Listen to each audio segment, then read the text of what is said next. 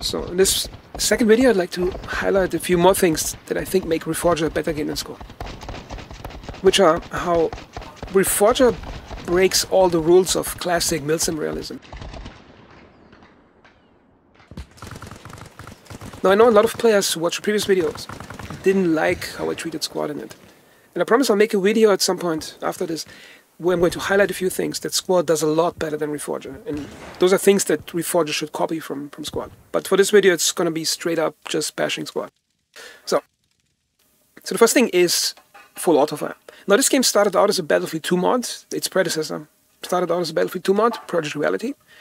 And I think way back the desire was to punish players into behaving more realistically by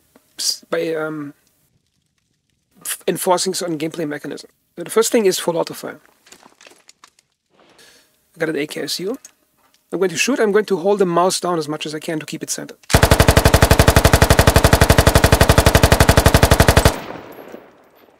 So what happened here is I was pulling the mouse down as hard as I could to keep it centered. But it crept up like that. I only gained control when it was already up there, then I gained some control back. And I think that's the first mistake here. It's a desire to punish the player for shooting full auto. Because I think that's some weird trope that snuck into milsim realism games, and I include Escape from Tarkov into that. Which is the desire to somehow teach the player that guns are not supposed to be lasers that are easy to shoot. But the thing is, a gun is very easy to shoot in real life, and guns are practically lasers in terms of trajectory, at least for the first few hundred meters, especially in full auto. Okay, now the next problem is the screen shake when you're shooting a machine gun. Let's get a machine gun. First I'm going to shoot it from the hip. That's it, completely uncontrollable. I'm going to shoot with the scope from you like that. Again, completely uncontrollable. Now, go prone and deploy the bipod. Now it's slightly controlled, but notice how much the screen shakes. It's impossible to see what you're shooting at. That's the next mistake, where they overshot realism by trying too hard to punish players, because shooting that gun isn't that hard in real life. The next thing is grenades in a loadout, or loadout limits in general. Okay, let's get a kit with a lot of grenades in it. Okay, that's right. So you have only 10 grenades to shoot like that. And I think the idea is to balance so players don't quote-unquote spam grenades.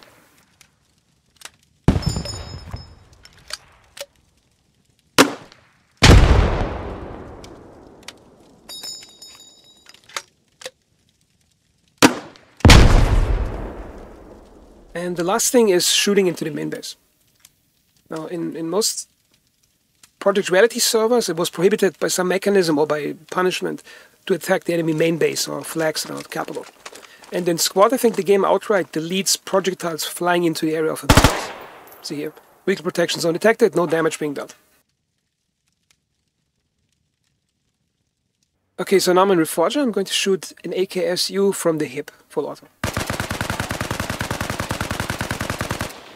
You can see it's laser. I'm going to shoot it with iron sights without holding on to the mouse at all, just pressing left mouse. Now I'm going to try to correct with the mouse just by a really small amount.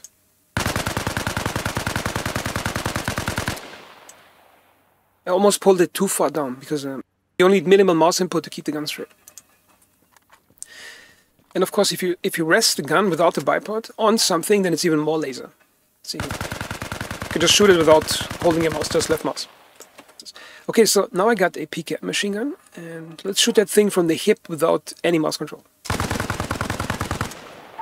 Now with some mouse control. So again a bit. See here, you can keep it on target at 100 meters, sort of. Because that's how the gun behaves in real life. And the problem in Squad is that developers that try so hard to punish players, especially with machine guns, into behaving, so they use it like a more stationary weapon, because that's sort of the imagination they have of it, that they sabotage any use of the weapon unless you're completely stationary, which you don't have to do in real life. And that's a rule basically that Reforger breaks. And if you want to iron sight like that, see, it's extremely accurate, even just firing with unsupported. I'm going to reload.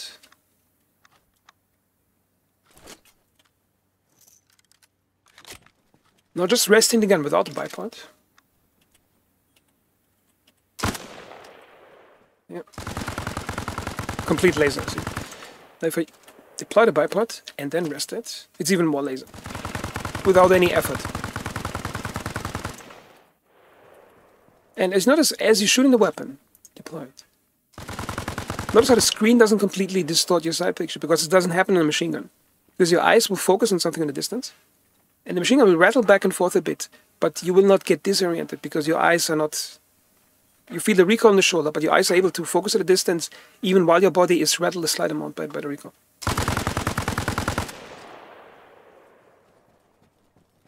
And let's look at grenades per loadout. In squad, the idea is to limit so you can't quote-unquote grenade spam.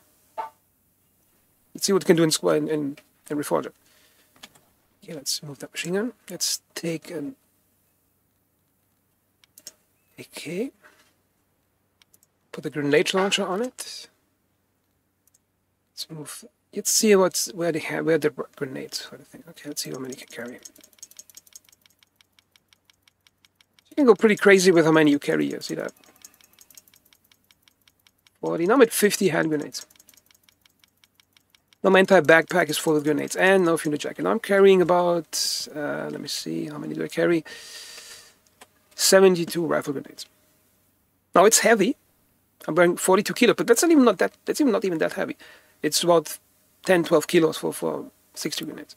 And now I can spam as much as I want. Because if the game, that's kind of the thing where this game doesn't compromise realism. If it's possible in real life to physically carry that many grenades into your pack, then the game allows it. It doesn't limit you by some weird rule of overarching gameplay goal.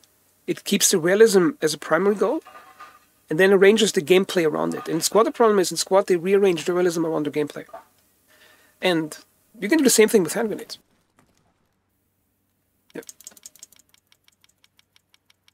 See, it's quite a lot you can carry here.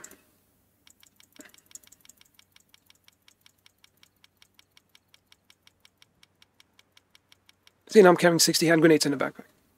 And I actually had an encounter in combat where I looted another player, and he was carrying about 25 hand grenades in his backpack. And it doesn't distort the gameplay at all, because even if you get to the point where you can throw 25 hand grenades at a specific enemy, you still have to put the effort into getting to that location and that situation where you can use the kit effectively, whatever you selected as your kit. And the last point is shooting into the main base. Now, in this game, there are absolutely no restrictions on attacking. I know a friend who ran a Reality Mod server over 10 years ago, even 15 years ago. And back then, you had to adhere to a certain license on how the server is set up, so you're allowed to use the files. And I remember my friend got reported by a player to the admins of developers because he allowed shooting mortars into enemy bases. And I think this was a good idea, because it's a realistic thing that in a combat situation, your main base might get attacked by artillery. And then he had to argue for some time with those guys to keep the license.